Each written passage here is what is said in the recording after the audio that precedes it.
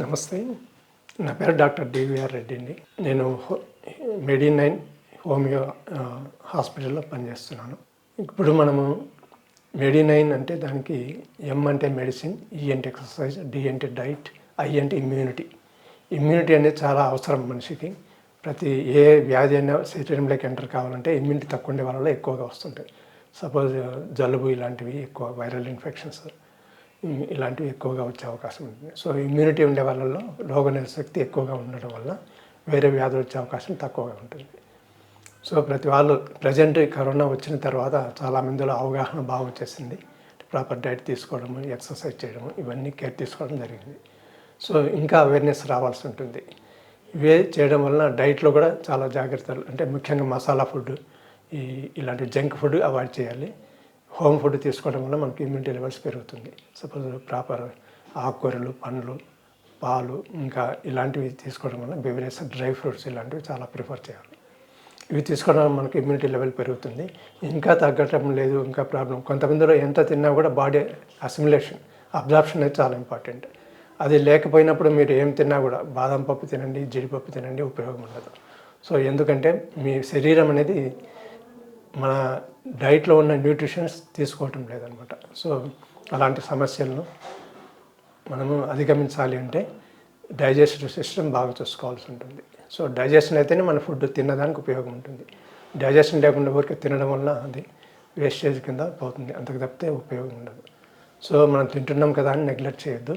మీకు రోగనిరోధక శక్తి ఉందా లేదా తెలుసుకోవాలంటే అప్పుడప్పుడు వైరల్ ఇన్ఫెక్షన్స్ వచ్చిపోతుండాలి, అంతేగాని అసలు రాకుండా కూడా ఉండకూడదు.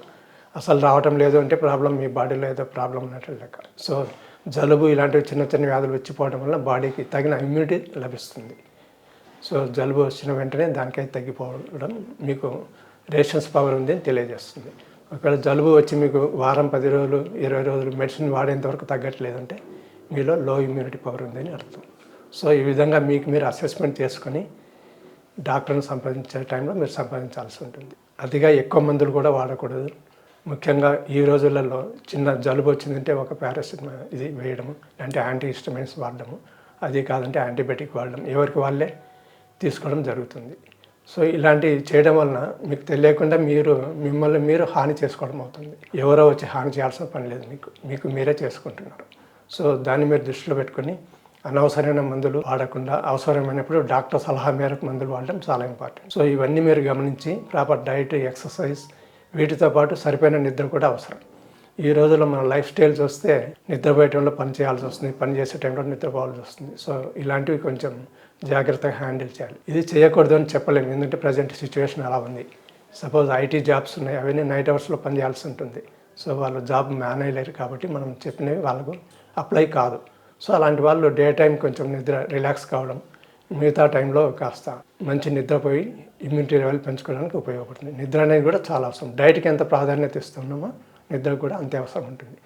ఇప్పుడు మనము సైనసైటిస్ అనే వ్యాధి గురించి మాట్లాడుకున్నాం.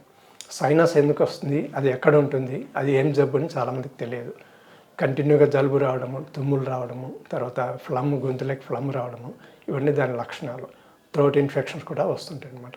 దీన్ని మనం సైనస్ అని అనుకుంటాం. సైనస్ అనేది ఒక బోన్ క్యావిటీ, అది 2 కళ్ళ మధ్యలో ప్లస్ కళ్ళ కింద భాగంలో ఉంటుంది. కింద భాగంలో మ్యాగ్జిలరీ సైనసైటిస్ అని అంటాం, ఇంకోటి ఎథ్మైడల్ సైనసైటిస్. ఈ 2 రకాలుగా మనం చెప్పుకుంటాం. 2 ఒకటే కాబట్టి ప్లేస్ చేంజ్ కావడం వల్ల వేరే పేర్లు పెట్టడం జరుగుతుంది అనమాట.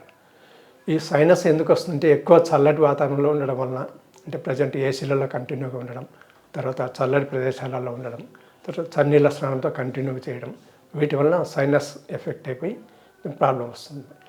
వాపు వచ్చినప్పుడు దాన్ని సైనసైటిస్ అంటాం. వాపు లేకుండా ఉంటే సైనస్ అవుతుంది. సైనస్ వాపు వచ్చినప్పుడు సివియర్ హెడేక్ రావడము, తర్వాత ఫ్లమ్ రావడము, ఒక్కోసారి కళ్ళు దురదలు పెడుతుంటాయి అలర్జెటిక్ తయారైనప్పుడు.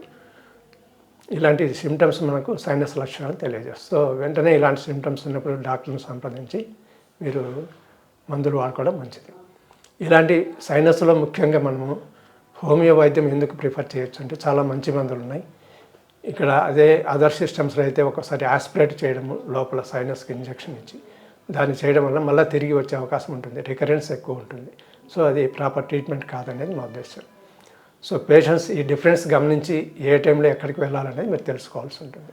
ఆపరేషన్ చేసి తీయడం వల్ల ఓన్లీ ఉన్నది తీసేస్తారు, కానీ మళ్ళీ రికరెన్స్ రాకుండా చేయలేరు.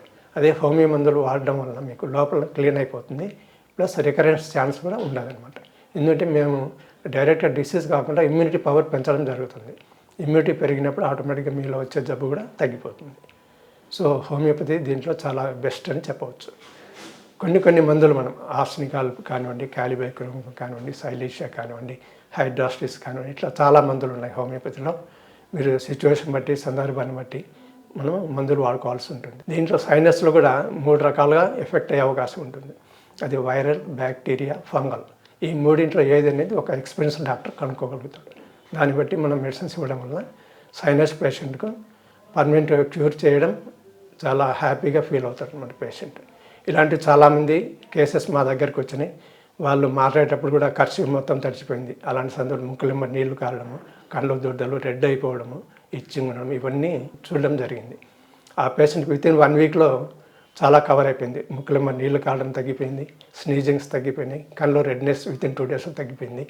సో దీనివల్ల చాలా పేషెంట్కి సాటిస్ఫాక్షన్ ఉంటుంది. డాక్టర్ కూడా మేము చాలా బాగా తగ్గించినామన్న ఒక హోప్, కాన్ఫిడెన్స్ లెవెల్స్ పెరుగుతున్నాయి అన్నమాట. సో అనుభవం ఉన్న డాక్టర్ మీకు చాలా సహాయకారిగా ఉంటాడు. మీరు అక్కడక్కడ తిరిగి ఇంజెక్షన్స్, యాంటీబయాటిక్స్ మీకు మీరు వైద్యం చేసుకుని మీరు దాన్ని పెంచుకోవద్దండి ఇంకా.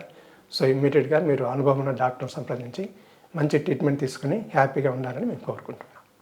నమస్తే.